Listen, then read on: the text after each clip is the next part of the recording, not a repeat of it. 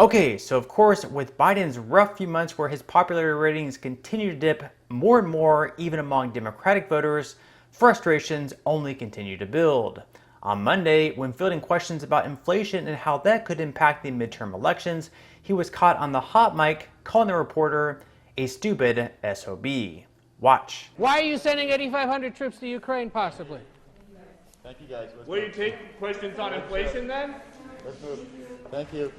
Thank you Do you all. think inflation is a political liability? That's a great asset. More inflation. What a stupid son of a bitch. President Biden also took some time yesterday to address the possible consequences of Russia if they were to invade Ukraine.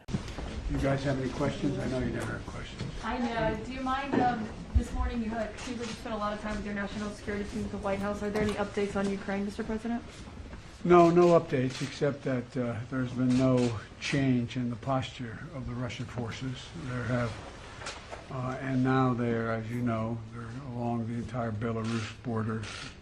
And I made it clear to, early on, to President Putin that if he were to move into Ukraine, that there'd be severe consequences, including significant economic sanctions, as well as I'd feel obliged to beef up our presence, NATO's presence on the Eastern Front, Poland, Romania, etc. And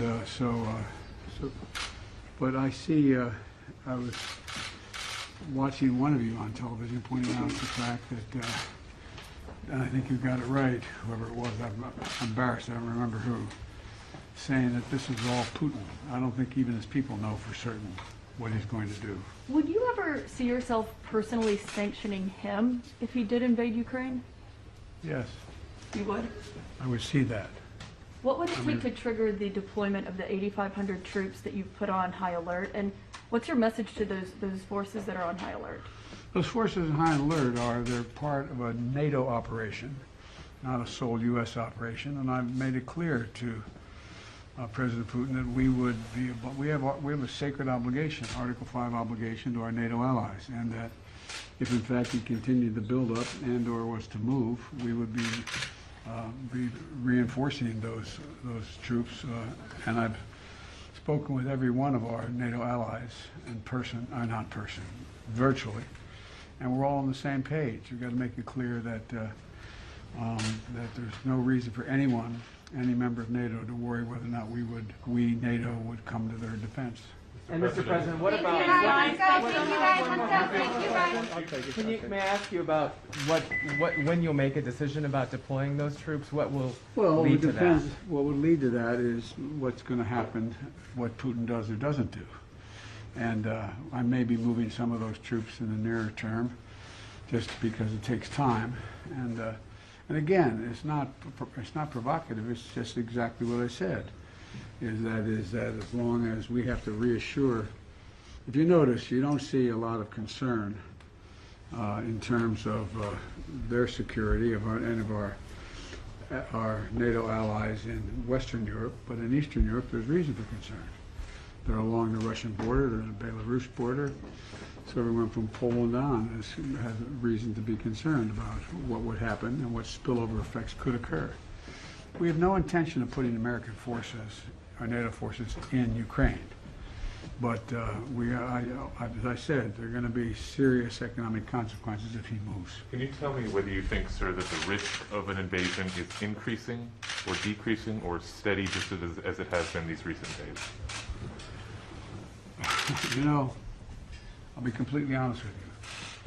It's a little bit like reading tea leaves. Ordinarily, if we're a different leader, the fact that he continues to build forces along Ukraine's border from Belarus all the way around, you'd say, well, that means that he is looking like he's going to do something.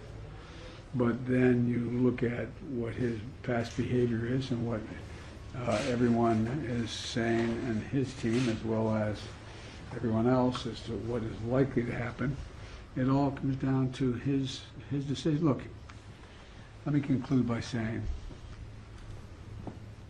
there will be enormous consequences if he were to go in and invade, as he could, the entire country, or a lot less than that as well, for Russia, not only in terms of economic consequences and political consequences, but it'll be enormous consequences worldwide.